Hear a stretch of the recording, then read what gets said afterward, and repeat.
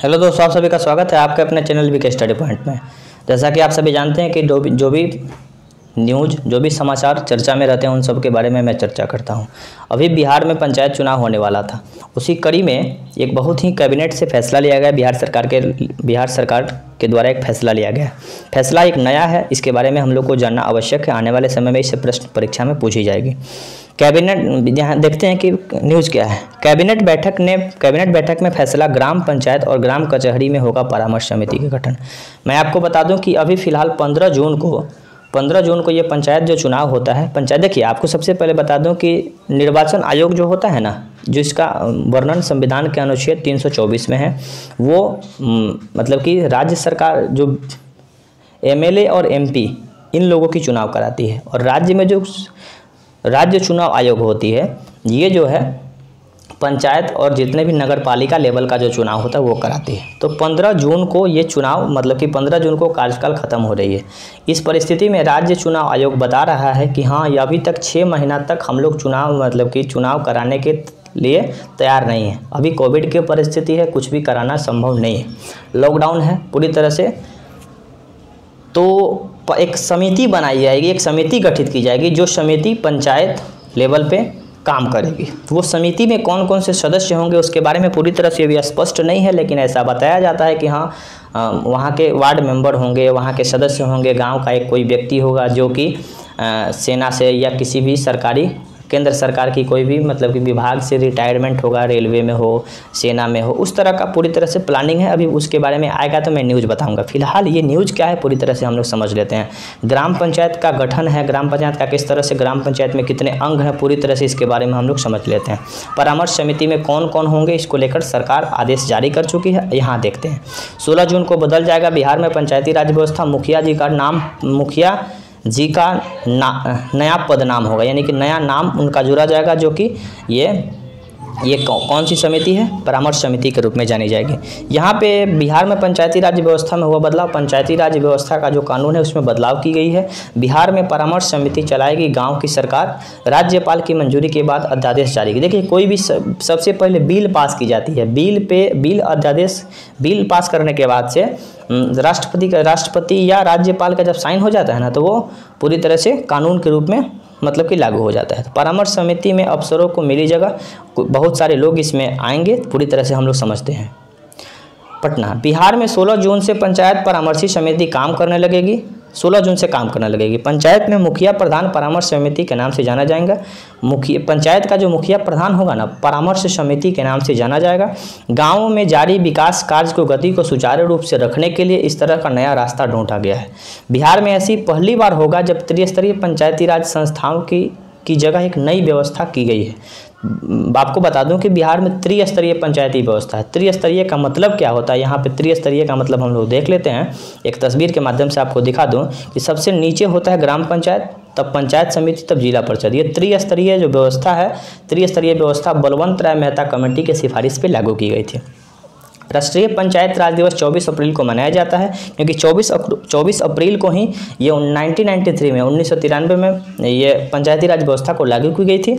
यहाँ पे हम लोग देख सकते हैं तस्वीर में किस तरह से गांव में मीटिंग हो रही है, और यहाँ पे लोग पेड़ के पास बैठ के ग्राम सभा में लोग काम करते हैं। यहाँ पे मैं एक बात बता दूँ कि जो यहाँ पे एक शब्द है, यहाँ पे थोड़ा सा देख लेते हैं कि 73वां संविधान संशोधन जो है ना, ये 1993 में लागू की गई थी। और स्थानीय स्वशासन, देखिए, महात्मा गांधी का कथन है कि भारत की आत्मा गांव में निवास करती है, और गांव का जब तक विकास संभव नहीं है तब तक देश का विकास संभव नहीं हो पाएगा।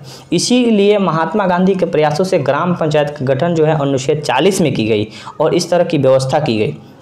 देखिए, महात्मा गांधी कोई पद ग्रहण नहीं किए, लेकिन महात्मा गांधी का जो योगदान है ना, हर जगह पे है, पर्यावरण पे है, मतलब कि हर जगह पे महात्मा गांधी का सोच, महात्मा गांधी का विचार पूरी तरह से लागू किया गया है। स्थानीय स्वशासन का जनक जो है ना, यहाँ पे 4-5 प्रश्न है जो कि हम लोग के परीक्षा के दृष्टिकोण से इंपॉर्टेंट है, इसको देख लेते हैं। स्थानीय स्वशासन के जनक चोल साम्राज्य, यानी कि चोल दक्षिण दक्षिण भारत में एक साम्राज्य हुआ करता था, वहीं से स्थानीय स्वशासन की शुरुआत हुई थी। स्थानीय स्वशासन के जनक जो अंग्रेज लेवल पर लॉर्ड रिपन को मानते हैं। बलवंत राय मेहता समिति के सिफारिश पर त्रिस्तरीय पंचायती राज व्यवस्था का गठन किया गया था।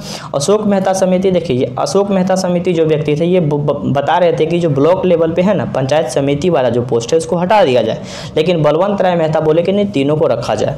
73वां संविधान संशोधन हम लोगों के पंचायती राज से संबंधित है और 74वां संविधान संशोधन नगर पालिका से संबंधित है। ठीक है, आगे बढ़ते हैं। आगे क्या है, आज़ादी के अमृत महोत्सव, यानी कि आज़ादी का जब भारत आज़ादी का 75 साल मनाएगा ना तो अमृत महोत्सव मनाएगा पंचायती राज व्यवस्था के साथ मिलकर। यहाँ पे देख लेते हैं, अच्छा न्यूज है। 3 तरह त्रिस्तरीय पंचायती राज व्यवस्था, 73वां संविधान संशोधन पंचायती राज व्यवस्था के अंतर्गत ग्राम पंचायत वाले बात में, और 74वां संविधान संशोधन नगर पालिका के लिए। ठीक है ना। यहाँ पे और चीज़ है, ये पूरी तरह से आप लोग तस्वीर में देख सकते हैं। पंचायत का चुनाव बैलेट पेपर से होता है। आने वाले समय में पता चलेगा कि ये चुनाव मतलब कि इलेक्ट्रॉनिक ईवीएम से होगा या किस चीज़ से होगा आने वाले समय में। इस तरह से ग्राम पंचायत का चुनाव इस तरह से देख सकते हैं तस्वीर में। एक वीडियो के माध्यम से मैं आपको दिखाता हूँ। ये वीडियो आप सबको मैं दिखा रहा हूँ। ये तस्वीर आप लोग देख सकते हैं ग्राम पंचायत का, जो कि हिमाचल प्रदेश के ग्राम पंचायत का तस्वीर है, जो कि मैंने इंटरनेट से डाउनलोड किया है। और यहाँ पे देख सकते हैं कि मुखिया किस तरह से भाषण दे रहे हैं और लोगों को अवेयर कर रहे हैं। यहाँ पे मैं वीडियो चला दूँ आपके लिए। ये एक वीडियो था, ये वीडियो, हाँ ये जो वीडियो देखिए किस तरह से आप लोग देख सकते हैं कि ग्राम पंचायत का गठन है, किस तरह से पेड़ के पास बैठ के ये बात चल रही है। ग्राम पंचायत का जो गठन है ना, यहाँ पे ग्राम पंचायत में ग्राम सभा होता है। ग्राम सभा में कौन कौन से लोग होते हैं, तो जिस व्यक्ति की उम्र 18 साल से ऊपर हो, जिन व्यक्ति का नाम वोटर लिस्ट में होता है, वही व्यक्ति ग्राम सभा के मेंबर होते हैं। ग्राम सभा के मेंबर होते हैं वही व्यक्ति। पंच जो होता है ना, पंच का चुनाव मतलब कि इनडायरेक्टली होता है। ठीक है ना। और सरपंच का जो चुनाव होता है ये मत के द्वारा होता है। आगे बढ़ते हैं। इस पूरी तरह से इस वीडियो को आप लोग देख सकते हैं किस तरह से ये वीडियो बताया गया है। और इस न्यूज़ में तो बस खास इतना ही है। आगे आने वाले समय में परामर्श समिति में कौन कौन से सदस्य होंगे, इसका कोई न्यूज़ आता है तो मैं आपको अवेयर कराऊंगा, मैं आपको बताऊंगा। तो मुझे विश्वास है कि आज तो ख़त्म हो चुकी है इस न्यूज़ में, अब कोई खास न्यूज़ नहीं है।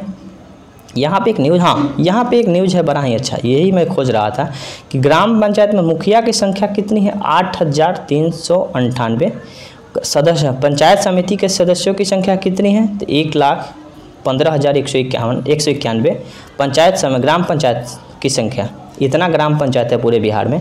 पंचायत समिति इतना है 11 यहाँ पे है। और यहाँ पे जिला परिषद की संख्या 1162, सरपंच की संख्या 8,398, ग्राम कचहरी में पंचों की संख्या 1,15,191।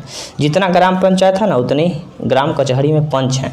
यहाँ पे मैं आपको बता दूं कि एक मुखिया का चुनाव 7,000 के जनसंख्या पे होता है, एक पंचायत समिति का चुनाव 5,000 के जनसंख्या पे होता है, वार्ड सदस्य का चुनाव 500 की जनसंख्या पे होता है। इतना अच्छे तरीक़ा से स्ट्रक्चर बनाया गया है पंचायत का कि ताकि गांव का डेवलपमेंट बड़े ही अच्छे तरीक़ा से है। एक वार्ड का चुनाव 500 लोगों के बीच एक वार्ड बना दिया जाता है ताकि 500 लोगों की जितनी भी परेशानियां हों उन वार्ड को बताए, वार्ड मुखिया को बताए और मुखिया आने वाले समय में ऊपर वाले को बताए, प्रखंड विकास पदाधिकारी वीडियो को बताए। इस तरह से डेवलपमेंट के लिए सोचा गया है और देखा जाता है कि पंचायत से ही डेवलपमेंट का काम शुरू होता है। तो मुझे विश्वास है कि ये वीडियो आप सबको पसंद आएगा। थोड़ी सी जो जानकारी मैंने देना चाहा वो जानकारी आपको पहुंची। कमेंट करके बताइएगा कि ये जानकारी कैसे लगी, इसमें और सुधार करने की ज़रूरत है। मैं थोड़ा सा ये वीडियो आप लोगों को उतनी मतलब कि अट्रैक्टिव नहीं लगेगी, आकर्षक नहीं लगेगी, लेकिन धीरे धीरे से मैं प्रयास कर रहा हूँ इसको और अच्छे तरीक़ा से इम्प्लीमेंट करने का। तो मुझे विश्वास है कि ये वीडियो पसंद आ रहा होगा तो लाइक करें, कमेंट करें, अपने चैनल को सब्सक्राइब करें। तब तक के लिए धन्यवाद। जय हिंद।